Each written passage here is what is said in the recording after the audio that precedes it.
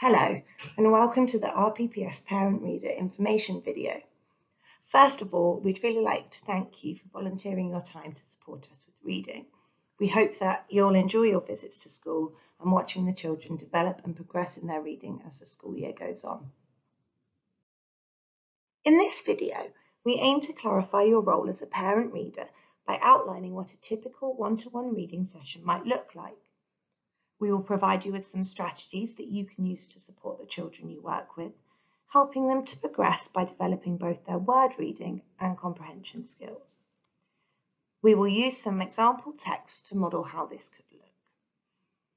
We hope that the strategies and techniques demonstrated in this video will also support you when reading with your own child at home.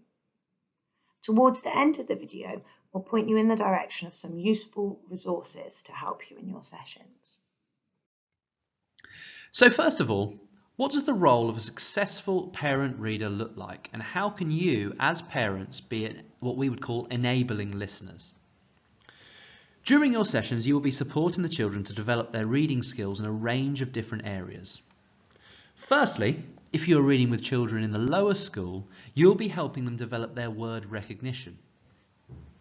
Secondly, your role isn't just to aid word recognition, you'll be helping them develop their comprehension skills, and it will be your job to take a lead on generating discussions during your session which allows children to practice reading comprehension strategies they've been working on in class. As a parent reader, you will also play a valuable role in allowing our children to build confidence in their reading. And perhaps most importantly, you will help and promote a love of reading, which so many of our children currently have here at RPPS.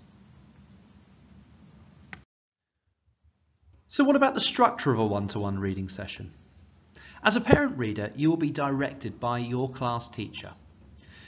So when you come into school, please do pop in and see them and find out which children they'd like you to read with, as they will have carefully planned out their provision for the week, and it is likely they will have individual children in mind. A typical session should last approximately 10 minutes, which gives time for reading aloud and discussion to take place. When children are reading aloud, you'll be focusing on decoding, and in your discussions, generally, you'll be working on their comprehension skills, carefully selecting questions to test out their understanding of a passage. When reading with the children, we teach them a number of strategies that they can apply when they come across a difficult or unfamiliar word. These can include looking at the pictures for clues, using their phonics to sound out the word and blending the sounds together again. We always encourage the children to be digraph detectives and look out for the digraphs within words. A digraph is when two letters make one sound. For example, the EA here in eagle says E rather than E-A. For more information about phonics, please do take a look at the recording of the phonics webinar, which can be found on the parent portal. Another useful strategy is breaking the word into chunks, covering part with your thumb and then uncovering it, or skipping over the word completely and reading to the end of a sentence for context before rereading the sentence again. Here is an example from a very early reading book. The words used on this page are made up from the first phonemes your child will have learned. Each word can be sounded out letter by letter, s, a, and then blended back together again, s, a, sam. We encourage the children to follow the text with their finger as they read each sound. As well as practicing their phonic sounds and blending skills, this simple book is also great for early infants. One of the characters in the story has been repeatedly told to sit on the mat. We can tell by discussing the pictures and looking at the other character's facial expressions that she is becoming frustrated with him. In the second example, you can see that some digraphs are now being introduced. This particular book is focusing on alternative ways of making the long I sound. The IE in tried forms the digraph I rather than the individual letter sounds I, E. You can also see a split digraph in the word kite. This is where the magic E at the end of the word makes the letter I say its name rather than its sound. And in the word might, the letters IGH form a trigraph to make the I sound. These are all words that the children may struggle with initially, but should be able to decode by being digraph detectives and using the strategies mentioned on the previous page. Skipping to the end of the sentence and returning to reread it, or using the pictures for context would also work well here. So let's move on to discuss comprehension strategies that we as teachers and parents really need to develop in our children. On the slide in front of you, you can see the 5 major reading comprehension strategies that we feel can be developed in a parent reading session.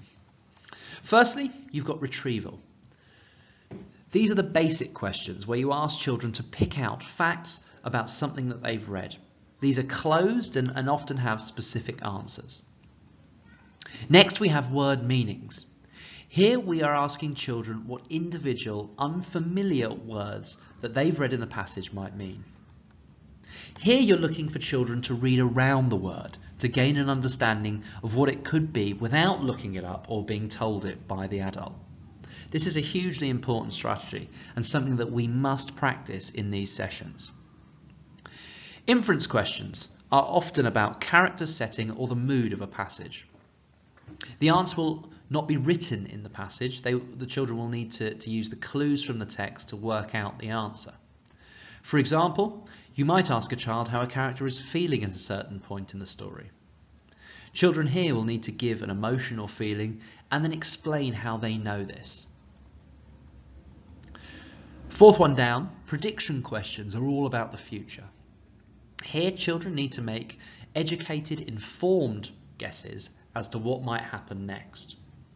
This is often a great question to ask at the end of one-to-one reading sessions. And similarly to inference questions, children will need to state reasons why they feel the way they do about what might happen next. And finally, we have summarising questions. These questions ask children to draw the main point or points out of a paragraph or section of text. You might ask the children to summarise the story so far, or summarise a character in the book, and the children need to do this in their own words. So now for an example. The text on your screen is a typical Year 4 passage. Miss Boffey and I will now demonstrate how you might go about conducting a discussion on this passage of text, with Miss Boffey taking on the role as teacher and I will take on the role as student. Now, you will always start with reading the passage, so I'm going to do that. Every day after work, Paul took his muddy boots off on the steps of the front porch. Alice would have a fit if the boots made it so far as the welcome mat. He then took off his dusty overalls and threw them into a plastic garbage bag.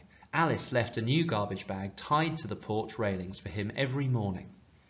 On his way in the house, he dropped the garbage bag off at the washing machine and went straight up the stairs to the shower as he was instructed. He would eat dinner with her after he was presentable, as Alice had often said. Lovely reading, great expression. Okay, so what can you tell me about the relationship between Alice and Paul? I think Paul and Alice might live together. Perhaps they're married. I think this because they've had dinner together and they both arrived back from work in the same house. Okay, that's interesting. You've picked up that Paul's come back from his job. What kind of job do you think that he does? I think he might be a builder. He's got muddy boots and his clothes are dirty. Yeah, we've spotted the muddy boots. How do you think Alice is feeling about these muddy boots? I don't think she likes them. How do you know? Let's give more detail in your answers. Try and use the word because to explain your reasons. Okay. I don't think she likes them because in the text it says she would have a fit of rage if the boots went inside. This tells me that this may have happened before and Paul might have spoilt the carpet with them, which Alice might have found quite frustrating. I think you might be right. This would be a typical session that focused on inference, as all of those questions related to pulling out facts about the characters. From here, you could continue picking out parts of the text and building on the discussions, or you could simply move on with your reading. Just before we finish, I'd like to share some resources with you which we feel can help you deliver effective parent reading sessions at home and also when you come into school.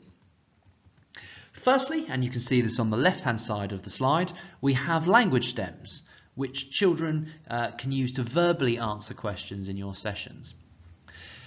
This acts as a useful prompt sheet for yourselves when children are struggling to structure their answers in discussions. We would also like to share a range of questions with you, which will help you generate open and engaging discussions with children in your sessions. And in turn, we hope this will help develop their own comprehension skills and strategies. Both of these resources will be sent to parents.